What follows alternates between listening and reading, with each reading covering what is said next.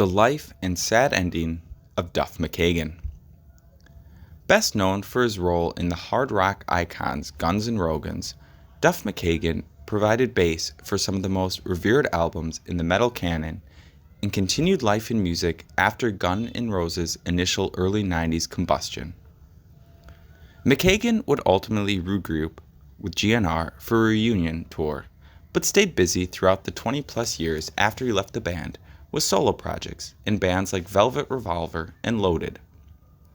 As a solo artist, McKagan's discography included a sloppy but solid 1993 debut, Believe in Me, a follow-up album that he lost the commercial rights to in a label merger in 1999, and 20 years later, the politically charged and hopeful country rock Of Tenderness. The youngest of 8 children, McKagan was born in Seattle, Washington in the spring of 1964. His real name is Michael, but his family gave him the nickname Duff at the age of 2, and it stuck. He grew up rebellious, falling in love with punk and glam rock by the time he was a teenager. His brother introduced him to the bass, but he did not take to the instrument right away. At the tender age of 16, the Fastbacks hired him on as their drummer, giving him his first shot in the nascent Seattle rock scene. He left the band toward the end of 1981 and began playing in countless other punk combos in the area. Most influential was his work with the Farts, a band that never made it that far, but served as one of the primary influences on grunge innovator Mudhoney. While McKagan enjoyed the gigs he was working on, he tried his luck in Los Angeles after a few years of playing in the Northwest. Upon moving to town, he met future Guns N' Roses founders Slash and Steven Adler, and decided to form a trio with the others called Road Crew. The band gave them the kind of visibility they craved, but upon meeting Indiana transplants Izzy Stradlin and Axl Rode, the 5 flirted with the idea of combining forces, until finally, GNR became a reality in 1985. After a self-released EP gained attention in the Los Angeles area, Geffen signed them for an album in 1986. The result, Appetite for Destruction, would be one of the most important rock records ever released, although it would be hard to tell its initial impact. The album floundered at first. McKagan even considered going back to Seattle until Welcome to the Jungle became a runaway hit. Guns N' Roses initially became a huge sensation, and the media ate up their bad boy reputation and incredible live performances.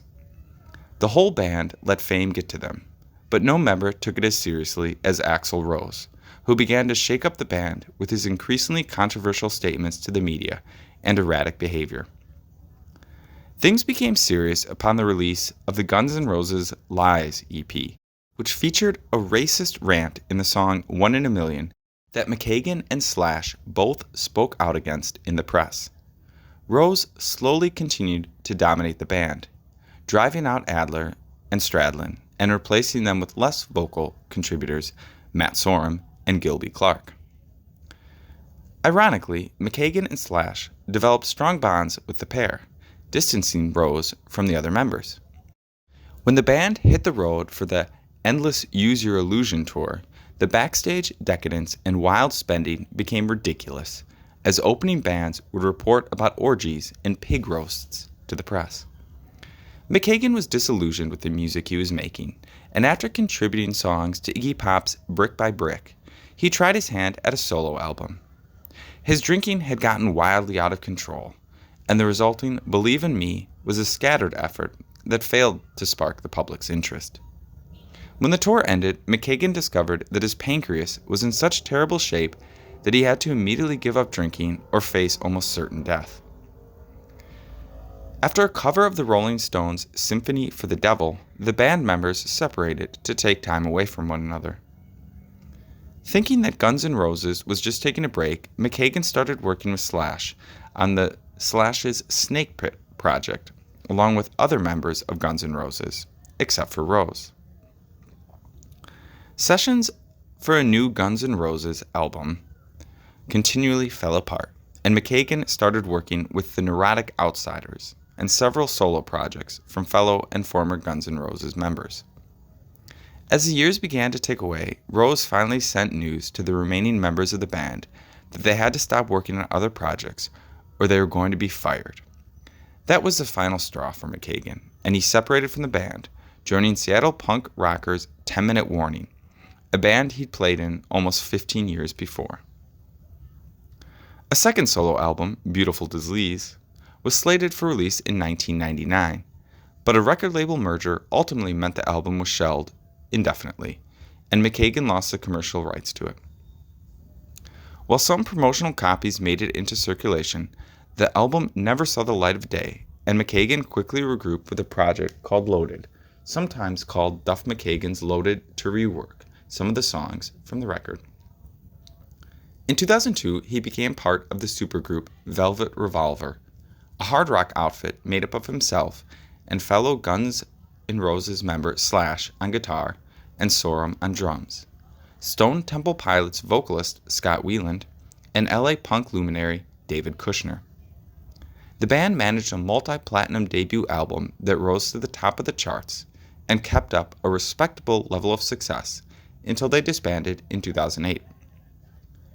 After a 6-month stint in Jane's Addiction, the unexpected happened, and McKagan rejoined Guns N' Roses in 2010 for a one-off performance.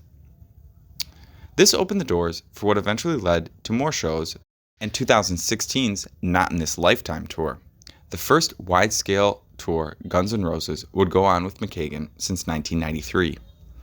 Following this epic tour, the bassist wrote a book and returned to the studio with collaborator Shooter Jennings for work on his third album, Tenderness. The album was more of a departure from the hard rock than anything he'd done before, and also tackled a large number of social and political themes. It's all released in the spring of 2019. On May 28, 1988, McKagan married his first wife, Mandy Bricks. The couple divorced on April 1, 1990.